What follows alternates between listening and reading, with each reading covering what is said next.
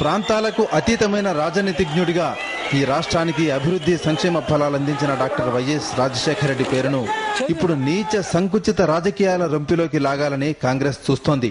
తెలంగాణ ఏర్పాటు వైఎస్ఆర్ ఆకాంక్ష అని, ఇప్పుడు ఆయన స్వప్నాన్ని తాము సాకారం చేస్తున్నామంటూ చిలక పలుకులు పలుకుతోంది. The bifurcation of the state of Andhra Pradesh was initiated when YSR was the CLP leader of the Congress party in 1999. దశాబ్దాల తరబడి రావణ కాష్టంలా కాంగ్రెస్ రగిలిస్తున్న తెలంగాణ సమైక్యాంధ్ర లాంటి సున్నితమైన అంశాన్ని ఓట్లు సీట్లు దృష్టికోణంలో తప్ప కాంగ్రెస్ మరో రకంగా చూడలేకపోతోంది. జవాబు చెప్పుకునేందుకు మన మధ్య లేని వైఎస్ పేరును ఎఫ్ఐఆర్ లో చేర్చే నీచానికి దిగిన వారు రాష్ట్ర విభజన అంశంలో ఆయన పాత్ర నిరికించి రాజకీయ లబ్ధి పొందాలని ప్రయత్నించడంలో ఆశ్చర్యం ఏముంటుంది? కాకపోతే కాంగ్రెస్ ప్రధాన కార్యదర్శి దిగ్విజయ్ సింగ్ నుంచి రాష్ట్ర ముఖ్యమంత్రి కిరణ్ కుమార్ రెడ్డి వరకు ఒకే అబద్ధాన్ని నిజం చేయాలని చూస్తున్నారు. ఈ నిర్ణయానికి కారకులు అని చెప్పాలంటే మొట్టమొదట డాక్టర్ వైఎస్ రాజశేఖర రెడ్డి గారు పేరు చెప్పాల్సిన అవసరం ఖచ్చితంగా ఉంది. ఆ రోజు 2001-2లో 41 శాసనసభ్యుల్ని, తెలంగాణ శాసనసభ్యుల్ని వారి రిప్రజెంటేషన్ ఇవ్వటం, దానితో మొదలైన ప్రాసెస్ ఇది. అప్పటికి టీఆర్ఎస్ కూడా ఫామ్ కాలేదు. వైఎస్ తాను బతికుండగా తెలంగాణకు ఏకపక్షంగా మద్దతు ప్రకటించలేదు. అన్ని ప్రాంతాల ప్రజల మనోభావాలకు అనుగుణంగా నిర్ణయం తీసుకోవాలని మాత్రమే చెప్పారు. ముఖ్యంగా హైదరాబాద్ లో ఉన్న తెలంగాణేతర ప్రజల అభీష్టం ప్రతిబింబించేలా నిర్ణయం ఉండాలని భావించేవారు. దానికి నిదర్శనం అసెంబ్లీ సాక్షిగా ఆయన చేసిన ప్రసంగమే. తెలంగాణ ప్రాంతానికి సంబంధించిన మైనారిటీలు, ముస్లిం మైనారిటీలు ముఖ్యంగా ఈ ప్రత్యేకమైన తెలంగాణ ఇస్తే మాకు సంబంధించిన సేఫ్టీ ఆస్పెక్ట్స్ లో ఇబ్బంది పడతామనే కన్సర్న్ వాళ్ళు ఎక్స్ప్రెస్ చేయడం జరిగింది. ఆ కన్సర్న్ ఏ విధంగా తీర్చాలనే ఆలోచన ప్రభుత్వం చేస్తుంది.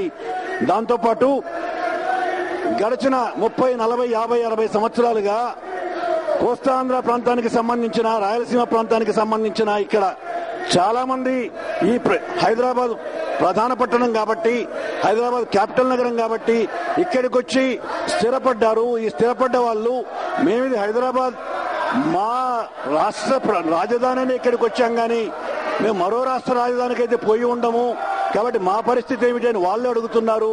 ఇటువంటి ఇష్యూస్ అన్ని కూడా ఒక సమస్యను తీర్చే విషయంలో ఇటువంటి ఇష్యూస్ అన్ని అడ్రస్ చేయకుండా సమస్యను తీర్చాలనే ప్రయత్నం కష్టమవుతుంది. ప్రస్తుతం కాంగ్రెస్ నేతలు చెబుతున్నట్టు వైఎస్ సిఎల్పి నేతగా ఉన్న సమయంలో ఆయన ఎవరికీ ఎలాంటి లేఖ ఇవ్వలేదు. 41 మంది కాంగ్రెస్ ఎమ్మెల్యేలు తెలంగాణ ఇవ్వాలని తమ అధినేత్రి సోనియా గాంధీకి లేఖ ఇచ్చారు. ఈ విషయాన్నే ఆనాడు కాంగ్రెస్ పార్టీ ఎమ్మెల్యేగా ఉన్న జీవన్ రెడ్డి చెబుతున్నారు.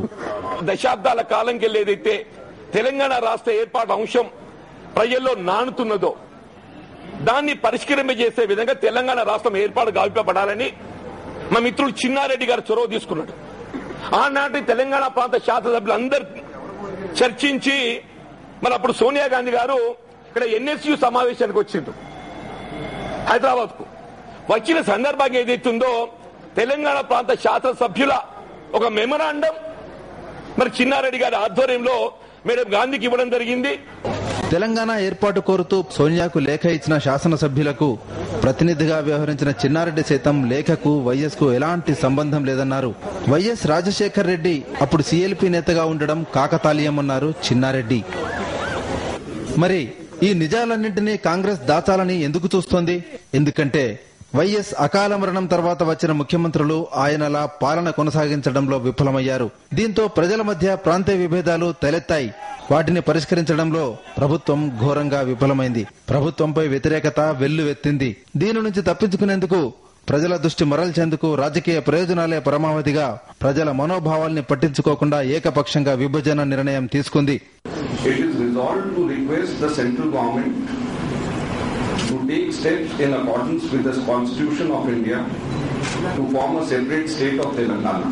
ఫలితంగా తెలంగాణ ప్రాంతంలో తామే బలపడతామని భావించిన కాంగ్రెస్ పెద్దలకు సీమాంధ్రలో ఉనికి కోల్పోతామనే భయం పట్టుకుంది. ముఖ్యంగా ఆ ప్రాంతంలో వైఎస్ జగన్ ప్రభంజనాన్ని అడ్డుకోవడం తమకు సాధ్యం కాదని గ్రహించిన కాంగ్రెస్ ఇప్పుడిలా వైఎస్ పేరును విభజన అంశంలోకి తీసుకొచ్చింది.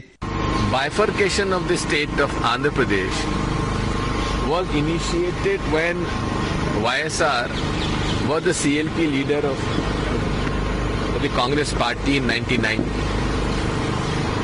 He was also a party to the manifesto which we released in 2004.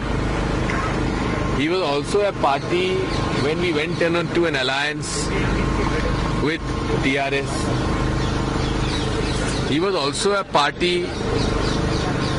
to his statement made in the floor of the house.